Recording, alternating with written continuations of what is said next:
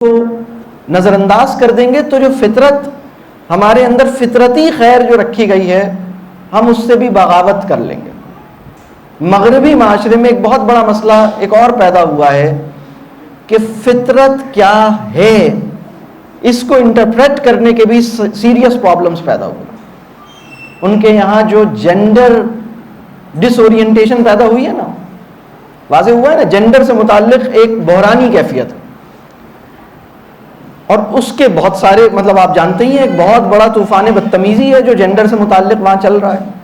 اس کی وجہ یہ ہے کہ فطرت کو سمجھنا ہو نا تو سب سے زیادہ فطرت پر چلنے والا اور ہدایت کو ایبزارب کرنے والا، ہدایت کو ایبزارب کرنے کے بعد ہدایت پہ عمل کرنے والا، فطرت پر چلنے والا، جو سب سے بڑی ہستی ہوتی ہے اسے نبی کہتے ہیں۔ یہ نبی کی ذات ہوتی ہے جو ڈیمانسٹریٹ کرتی ہے کہ فطرت اور ہدایت دونوں سے اعلیٰ ترین سطح پر استفادہ کیسے کرنا ہے۔ تو چونکہ ویسٹ میں یہ چیز نہیں پائی جاتی، لہذا فطرت کو پہچاننے میں بھی ان سے بہت سیریس مسٹیکس ہوئی ہیں۔ لیکن اس کے باوجود بھی جو تھوڑی بہت انہوں نے فطرت کو سمجھا یا جو بھی تھوڑا بہت انہوں نے فطرت کا خیال کیا، اس ایک ٹانگ کے اوپر کھڑا ہونے والا معاشرہ اس وقت صورتحال یہ ہے کہ وہ اپنی اخلاقی برتری بہت سے مسلم معاشروں میں ثابت کر رہا ہے۔ یہ محسوس ہوتا ہے، بہت سے مسلمان کہتے ہیں کہ وہ اخلاقی اعتبار سے ہم سے اوپر چلے گئے، یہ محسوس ہوتا ہے۔ ہم تو دو ٹانگوں پہ کھڑے ہیں، ہمارے پاس تو ایک فطرت اور ہدایت دونوں ہے، تو ہمیں تو بہت اوپر ہونا چاہیے تھا، ہم اوپر نہیں۔ اب ہمیں یہ سمجھنا ہے کہ کیریکٹر بلڈنگ کیا ہے، کیریکٹر کسے کہتے ہیں، یہ بات واضح ہو رہی ہے۔ یہ تو بیک گراؤنڈ ہے۔ جو بچہ ہمارے گھر پہ ہے، نابالغ بچہ، پہلے مرحلے پر اس کی فطرت کے اندر جو خیر ہے اس کو پہچاننا ہے، اس کی قدردانی کرنی ہے، اس کی نگہداشت کرنی ہے، اس کو نرچر کرنا ہے۔ اور وہ کیسے ہوگا؟ اس کے 3 پرائمری فیکٹرز ہیں جو میں آپ سے شیئر کروں گا۔ اگر ہم نے ان 3 پرائمری فیکٹرز کا خیال نہیں کیا تو جو فطرت میں خیر ہے، ایک انسان اپنی فطرت کے اندر جو خیر ہے اس سے استفادہ کرنے کے قابل نہیں رہے گا۔ میں اس کی کچھ ایگزامپلز اور دیتا ہوں تاکہ آپ کو یہ سمجھ میں آئے۔ کیا کبھی آپ نے کسی ایسے آدمی سے ملاقات ہوئی ہے جس کے پاس قرآن اور حدیث کا بہت علم ہے لیکن معاف کرنا مشکل ہو گیا ہے؟ جانتے ہیں کسی کو؟ اس کے مزاج میں اتنی سختی ہے کہ وہ اس کے مزاج سے اس کے اپنے تھوڑے سے پریشان ہوتے ہیں۔ جانتے ہیں کسی کو؟ جانتے ہیں؟ میری بات سمجھ آ رہی ہے میں کیا کہہ رہا ہوں؟ تو کیا نور ہدایت تو موجود ہے، نور فطرت، اس کو پہچاننا، اس سے استفادہ۔ میں آپ سے یہ عرض کر رہا ہوں نا کہ دیکھیں، رحم کرنا، محبت کرنا، مدد کرنا، معاف کرنا، تعاون کرنا، یہ ہدایت کے ذریعے متعارف نہیں ہوئے ہم، یہ تو ہماری فطرت میں تھا۔ رسول اللہ صلی اللہ علیہ وسلم کی ایک حدیث اور مجھے یاد آئی، میں وہ آپ سے شیئر کرتا ہوں۔ ایک موقع پہ رسول اللہ صلی اللہ علیہ وسلم نے ایک بات فرمائی، اس کا مفہوم یہ ہے، صحابہ سے یہ بات فرما رہے تھے کہ دیکھو، تم میں سے وہ لوگ جو ایمان لانے سے پہلے بہت اچھے تھے، وہ ایمان اور اسلام لانے کے بعد اور بھی زیادہ اچھے ہو جائیں گے۔ تو اسلام لانے سے پہلے اب ایک سوال پیدا ہوتا ہے، کیا یہ ممکن ہے کہ کوئی آدمی ایمان اور اسلام لانے سے پہلے بھی اچھا ہو؟ اس حدیث کے اندر جو بات بیان، میری بات سمجھ آ رہی؟ سوال یہ پیدا ہوتا ہے کیا اسلام اور ایمان قبول کرنے سے پہلے بھی کوئی اچھائی کسی انسان میں ممکن ہے؟ جی ممکن ہے، جس کی طرف رسول اللہ صلی اللہ علیہ وسلم نے اشارہ کیا، اور یہ ہے فطرت کے اندر موجود جو خیر ہے اس کو سمجھنا۔ یہ جو فطرت میں خیر ہے، پرابلم یہ ہوتا ہے کہ ہماری جو پیرنٹنگ ہے، گھروں کے معاملات ہیں اور اداروں کے معاملات، اسکولوں میں بھی اور گھروں میں بھی، ایک بحث یہ ہوتی ہے کہ زیادہ ظلم کہاں ہو رہا ہے، اسکولوں میں ہو رہا ہے گھر میں ہو رہا ہے؟ اور میں آپ سے کہہ رہا ہوں، اگر آپ اسکولوں سے تعلق رکھتے ہیں تو میں اسکولوں میں زیادہ ثابت کر دوں گا، اور اگر آپ گھر پیرنٹ ہیں تو میں اصل میں دونوں جگہوں پہ بہت ہو رہا ہے، بچوں کے ساتھ دونوں جگہوں پہ زیادتی ہو رہی ہے۔ 3 فیکٹرز کا خیال رکھنا ہوگا اگر ہم فطرتی خیر پر اس کو آگے بڑھانا چاہتے ہیں. سب سے پہلی بات، اس بچے پر اعتماد کیا جائے. جو پہلی بات ہے، بلکہ اس سے متعلق چند سوالات پہلے میں کرتا ہوں. تینوں فیکٹرز سے متعلق سیلف اسسمنٹ کے لیے کچھ سوالات کرتا ہوں تاکہ تھوڑا سا ذہن اور کھلے. اگر میری ملاقات آپ کے بچے سے ہو اور اس بچے سے میں یہ سوال کروں کہ یہ بتاؤ تمہاری امی خوش نظر آتی ہیں، تمہارے ابو خوش نظر آتے ہیں، تم سے خوش نظر آتے ہیں، ان کو خوش کرنا تمہارے لیے مشکل کام ہے یا آسان کام؟ 3 سوال ہو گئے. تمہاری امی تمہارے ابا خوش نظر آتے ہیں، تم سے خوش نظر آتے ہیں، ان کو خوش کرنا تمہارے لیے بہت مشکل کام ہے یا آسان کام ہے؟ آسانی سے خوش ہو جاتے ہیں، بہت مشکل سے خوش ہوتے ہیں. تمہاری امی تمہارے ابا تمہیں سمجھتے ہیں، تم پہ اعتماد کرتے ہیں،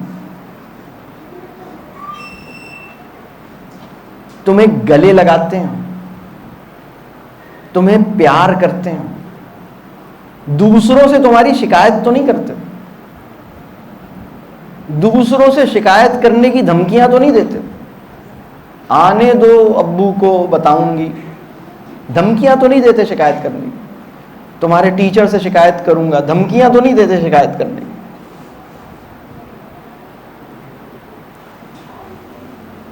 تمہاری جاسوسی تو نہیں کرتے، تمہاری بات پر اعتبار کرتے ہیں، تمہیں یہ تو نہیں محسوس ہوتا کہ تم انہیں جو بات بتا رہے ہو اس پہ شک کر رہے ہیں. یہ سارے سوالات ان کا تعلق پہلے فیکٹر سے. تو پہلا فیکٹر جو ہے وہ ہے اعتماد. ہم انہیں کتنا دیتے ہیں، محبت کا خوشگوار تجربہ کتنا دیتے ہیں، ہم ان کی عزت نفس کا کتنا خیال رکھتے ہیں، ان کی تکریم کتنی کرتے ہیں، ان کو گلے کتنے لگاتے ہیں. بہت سے لوگ پریشان ہوتے ہیں میرے بچے کے یہ مسائل ہیں. ان کا مطلب صرف آپ یہ دیکھیے گلے لگاتے ہیں، آپ اپنے بچے کو سلام کرتے ہیں، آپ اپنے بچے کو دعا دیتے ہیں. یہ بھی ایک بہت اہم سوال ہے. بہت سے والدین اپنے بچے کے لیے دعا کرتے ہیں، اپنے بچے کو دعا نہیں دیتے. اس میں فرق ہے. نماز کے بعد ہاتھ اٹھائے اللہ سے دعا کی، بچے سے تو جب بھی بات کی بڑی سخت بات کی. لیکن ایک بات ہے کہ بچے کو سامنے اللہ تم سے راضی ہو، اللہ تمہیں کامیابیاں عطا کرے، اللہ تمہاری مشکلات آسان کرے، اللہ تمہیں صحت دے، اللہ تمہیں اپنی امان میں رکھے، اللہ اس دنیا میں تم سے کوئی بڑا کام لے، اللہ دنیا اور آخرت کی کامیابیاں عطا فرمائے، اللہ تمہیں حکمت عطا کرے، اللہ تمہارے علم اور عمل میں برکت دے، اللہ تمہیں ہر امتحان میں کامیاب کرے، اللہ تمہیں مخلص دوستوں کا ساتھ عطا کرے. تو یہ اللہ تمہارے رزق ہیں نا. یعنی آپ کے بچے نے آپ کی زبان سے اپنے لیے دعائیں سنی ہیں یا نہیں سنی ہیں، اور کتنی سنی ہیں. اور دعا دینے کے لیے بھی بڑی حکمت چاہیے. تو کسی صاحب نے اپنی بیگم کو دعا دی اللہ تمہیں عقل دے، بیگم ناراض ہو گئی، اس لیے کہ دعا دینے کے لیے حکمت چاہیے. دعا صحیح تھی، دعا میں کوئی غلطی نہیں ہے. یعنی یہ دعا کوئی بھی کسی کو دے تو غلط نہیں، ظاہر سی بات ہے ہمیں عقل بھی چاہیے، ہمیں ہدایت. اگر کوئی یہ کہہ رہا ہے کہ اللہ تمہیں ہدایت دے، یہ دعا غلط نہیں ہے. عقل دے، یہ بھی دعا غلط نہیں ہے. بیوی بھی اگر مجھے کہہ رہی ہے، میری بیوی مجھے کہہ رہی ہے اللہ تمہیں عقل دے، تو صحیح کہہ رہی ہے بھائی. مطلب میں عقل کا بھی محتاج ہوں، ہدایت کا بھی محتاج ہوں، علم کا بھی محتاج ہوں، بات صحیح ہے. لیکن انسان کے محسوسات کو بعض اوقات برا لگ جاتا ہے. دعا دینے کے لیے بھی حکمت چاہیے. تو پہلا فیکٹر، اگر ہم کسی بچے کے اوپر اعتماد نہیں کر رہے، ہم اس کی عزت نفس کا خیال نہیں کر رہے، ہم اس کی تکریم نہیں کر رہے، اور اسی کے اندر ایک چیز اور شامل کر لیجئے، ہم اس کو ذہنی دباؤ دے رہے ہیں، اسٹریس دے رہے ہیں، تعلیمی معاملات میں اسٹریس دے رہے ہیں، ہم اس کو ان ریئلسٹک ٹارگٹس دے رہے ہیں، ہم اس کے ذہن پہ بوجھ پیدا کر رہے ہیں۔ یہ مسائل کیا ہیں؟ اس کے نتیجے میں اس کے اندر ایک باغیانہ روش پیدا ہوگی، اس کے اندر دیکھیے ایک ہے اچھا بننے کا جذبہ اور ایک ہے آپ کی نگاہ میں اچھا نظر آنے کا جذبہ۔ یہ دونوں ٹھیک ہیں یا یہ دونوں ایک ہیں الگ ہیں؟ ہمارے اندر اگر ایک جذبہ یہ پیدا ہو کہ میں اچھا بنوں اور ایک جذبہ یہ ہے کہ میں اچھا دکھوں، اچھا دکھوں کی صلاحیت جو ہے وہ 2 نمبری کی طرف لے کے جائے گی۔ اصل میں تو ہمیں اچھا بننا ہے۔ جب بچے کی یہ جو پہلا فیکٹر میں نے عرض کیا نا، جس کی عزت نفس ہماری زبان سے محفوظ نہیں ہے، جو نفسیاتی دباؤ اور جبر محسوس کر رہا ہے، جس کو کوئی سننے کے لیے راضی نہیں ہے، جس پہ اعتماد نہیں کر رہا کوئی، جس کو کوئی سمجھتا ہی نہیں، جس سے کوئی خوشی نہیں ہے، جس سے ہر ایک کو شکایت ہے، اس کے اندر یا تو بغاوت پیدا ہوگی، اور اگر کوئی بہت بڑا گول بھی ہوگا تو وہ یہ ہوگا کہ آپ کو راضی کرے، آپ کو خوش کرے۔ یہ بھی بڑی، اور اس کے بعد کچھ ٹائم کے بعد اس میں بھی گیو اپ کر دے گا، وہ کہے گا چھوڑو، میری امی تو خوش ہوتی ہی نہیں ہے۔ یہ بات سمجھ میں آ رہی ہے؟ دوسرا فیکٹر کیا ہے؟ دوسرا فیکٹر ہے، اس کے لیے بھی کچھ سوالات کر لیتا ہوں۔ اگر کسی بچے سے یہ سوال کیا جائے کہ تمہاری امی اور تمہارے ابو سب سے زیادہ کس چیز کے لیے پریشان ہوتے ہیں، کس بات کی انہیں سب سے زیادہ خوشی ہوتی ہے، کس بات کا سب سے زیادہ غم، اگر وہ سب سے زیادہ ان کے لیے شاکنگ بات ہوتی ہے تو وہ کیا ہوتی ہے؟ سب سے زیادہ غم زدہ وہ کس بات پر ہوتے ہیں؟ سب سے زیادہ پریشان آپ نے انہیں کس معاملے پہ دیکھا ہے؟ سب سے زیادہ فکر انہیں کس بات پر ہے؟ سب سے زیادہ خوش کرنے والی بات آپ ایسی کیا چیز کر سکتے ہیں، یا وہ ایسی کیا بات ہے جس پہ وہ بہت زیادہ خوش ہوتے ہیں، اور کون سا وہ معاملہ ہے جس پہ وہ واقعی غصے میں آ جاتے ہیں یا پریشان ہوتے ہیں یا بہت اداس ہو جاتے ہیں؟ بات سمجھ میں آ رہی؟ وہ چیز کیا ہے؟ آپ سے متعلق اگر یہ سوال آپ کے گھر والوں سے کیا جائے، اس کا کیا جواب ہوگا؟ یعنی کس معاملے پر واقعتاً آپ کو خوشی حاصل ہوتی ہے اور کس معاملے پر واقعتاً آپ ڈسٹرب ہوتے ہیں؟ فیوچر میں کس معاملے کی سب سے زیادہ پریشانی آپ کو لاحق ہے اور کس معاملے پر آپ جو ہیں وہ بالکل پریشان نہیں ہوتے؟ یہ جو معاملہ ہے نا، اس کو ہم کہتے ہیں ویلیوز۔ آپ اپنی لائف میں جس چیز کو سب سے زیادہ ویلیو دیتے ہیں نا، وہی آپ کی ویلیو ہے۔ کیریکٹر بلڈنگ کا بہت گہرا تعلق ہے ویلیوز کے ساتھ، اقدار۔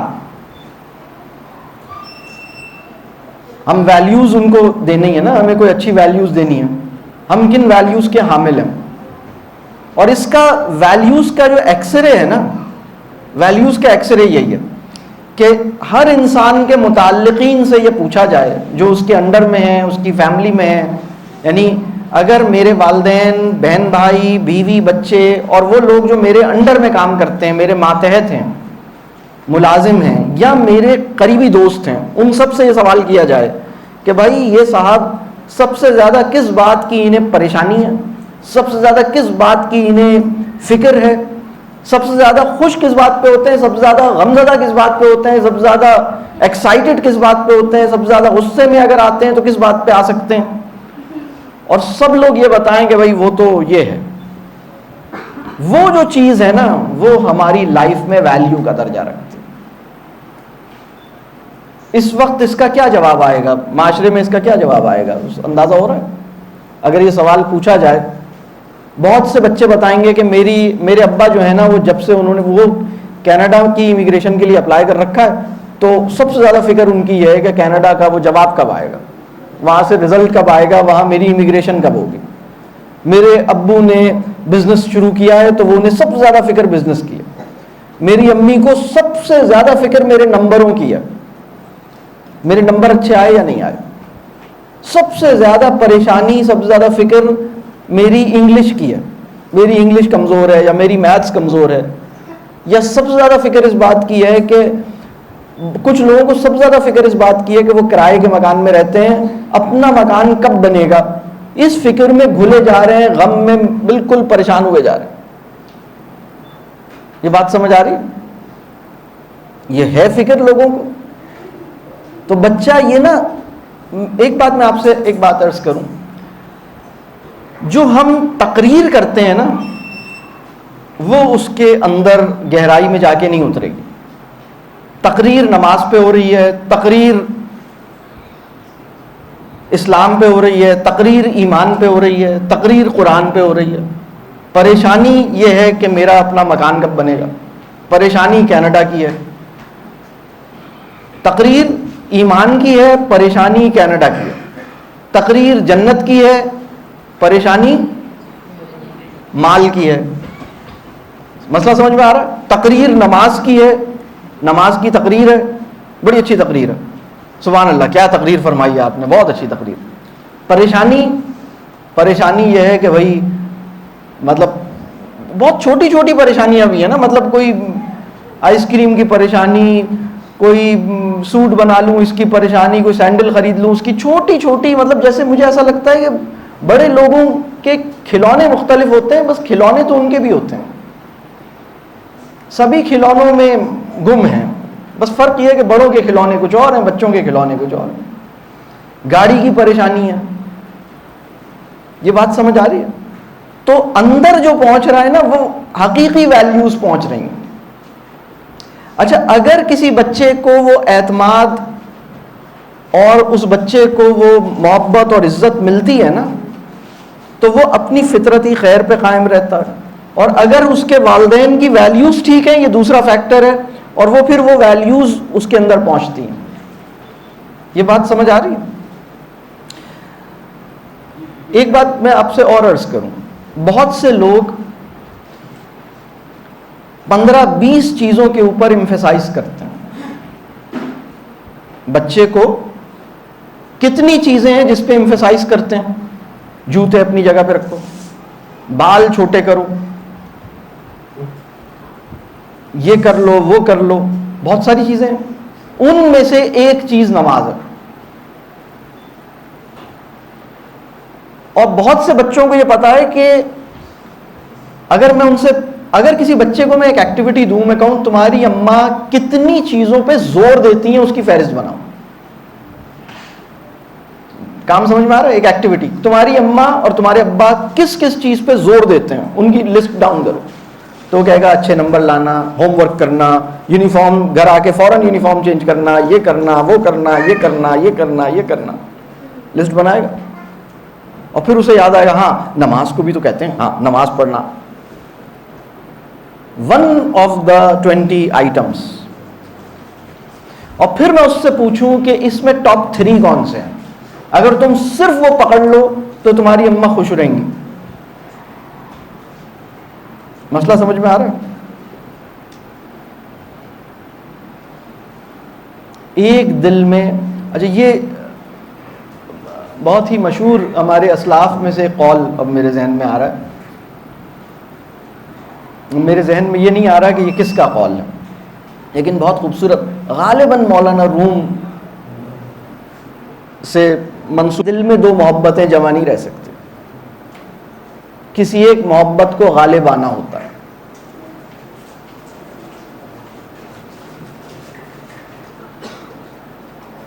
ترتیب ٹھیک ہونی چاہیے.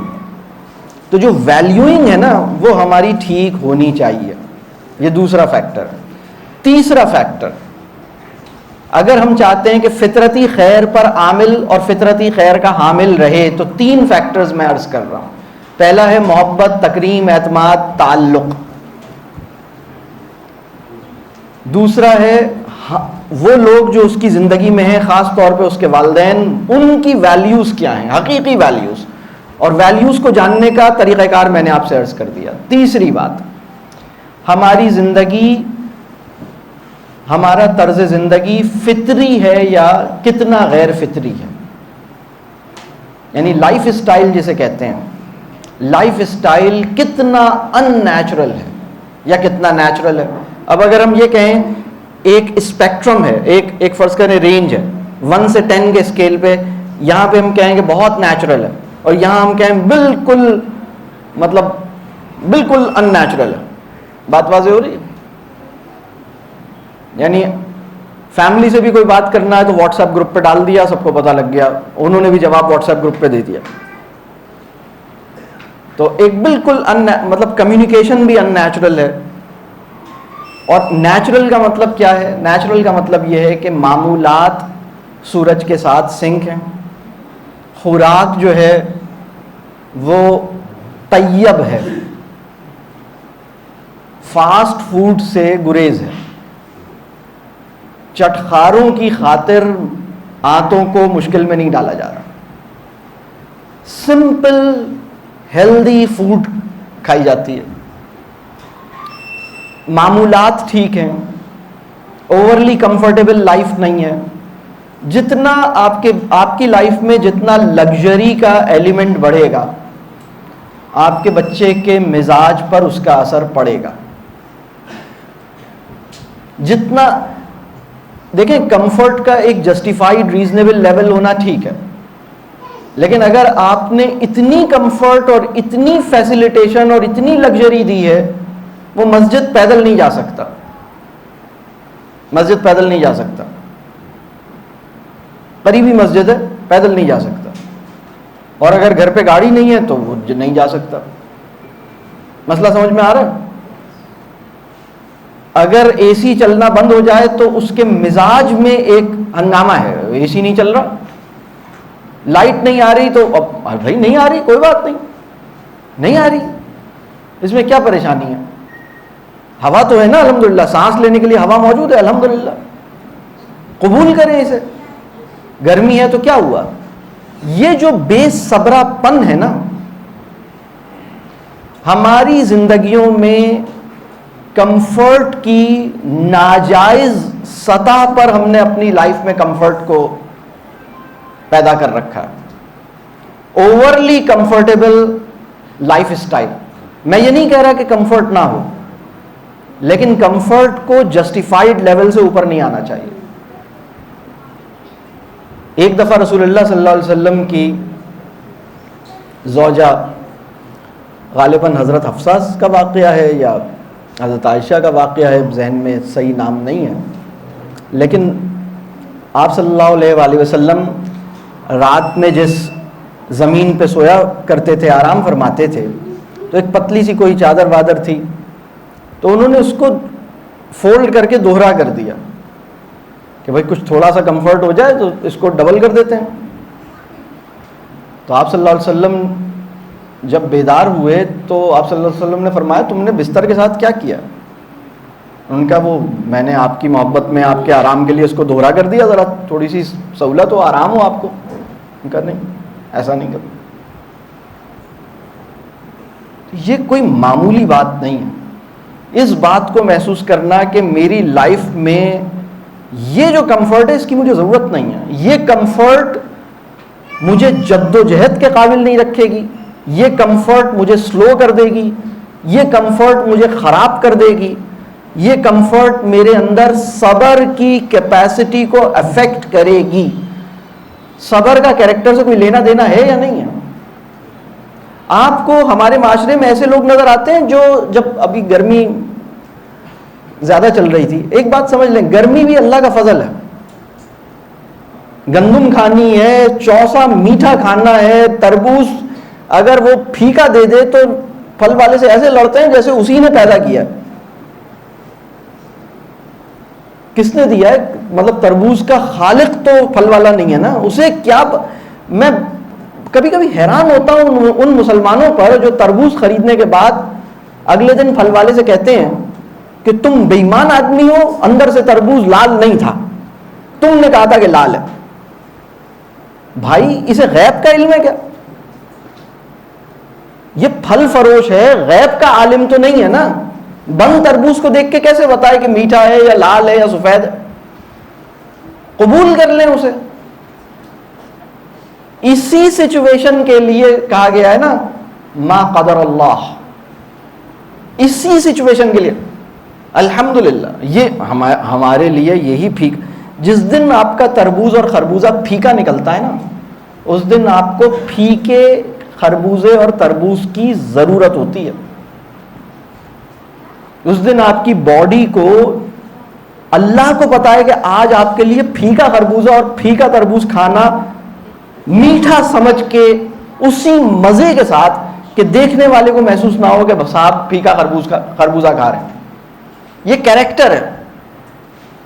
لیکن یہ صبر تو رہا نہیں نا، رہا ہے کیا؟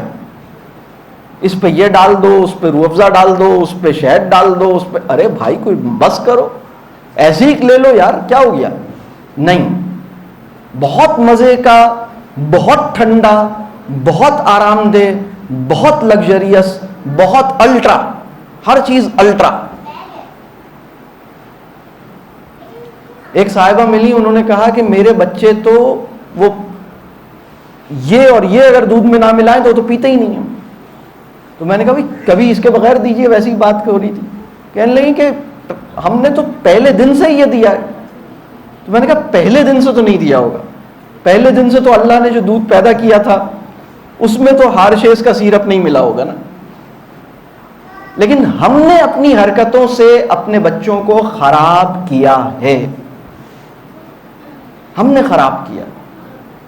گھر میں لوکی پکی ہوئی ہے، کریلے پکے ہوئے ہیں، انہوں نے کہا ہم نے نہیں کھانے. آپ نے کہا کوئی بات نہیں، ابھی ایپ نکالو، ابھی بس آرڈر کرو، ابھی فوڈ پانڈا سے منگوا لیتے ہیں. یہ جو معاملہ ہے نا، یہ میں آپ سے بتاؤں